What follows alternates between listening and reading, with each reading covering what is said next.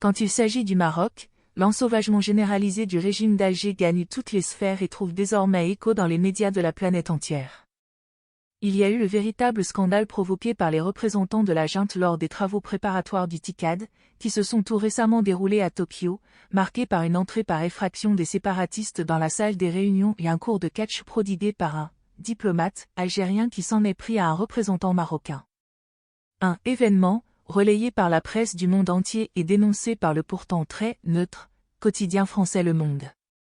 Tokyo a dû rappeler qu'il ne reconnaissait pas le mouvement sahraoui, lit-on. Autre occasion, même attitude ou presque, celle de la tenue du 24 au 30 août à Alger des éliminatoires d'Afrique du Nord, qualificatives pour la 4e édition de la Ligue des champions d'Afrique de football féminin, auquel participent les Marocains de l'AS FAR. Là encore, le régime militaire algérien utilise une fois de plus le football pour défier le Maroc en enfreignant les lois, notamment de la CAF, Confédération africaine de football, écrit pour ça par le quotidien espagnol à grand tirage La Razón. Et pour cause, le système a une nouvelle fois défié le Maroc en opposant son veto au lever de son drapeau pour la Ligue africaine féminine des champions. C'était le samedi 24 août lorsque l'AS FAR a affronté le club algérien FC Akbou.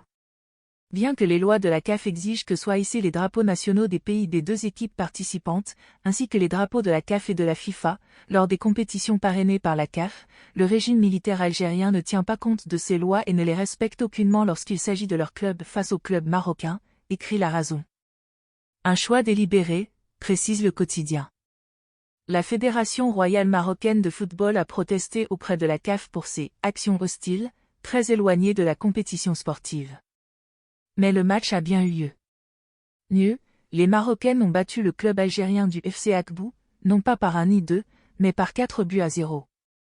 L'équipe des FAR a déjà remporté la 2e édition de la Ligue africaine des champions féminines qui s'est déroulée au Maroc en 2022. Il y a quelques semaines, la Confédération africaine de football a sèchement rabroué l'Algérie en autorisant enfin que les joueurs de la RS Berkane portent leur maillot officiel, floqué d'une carte intégrale du Maroc. Une polémique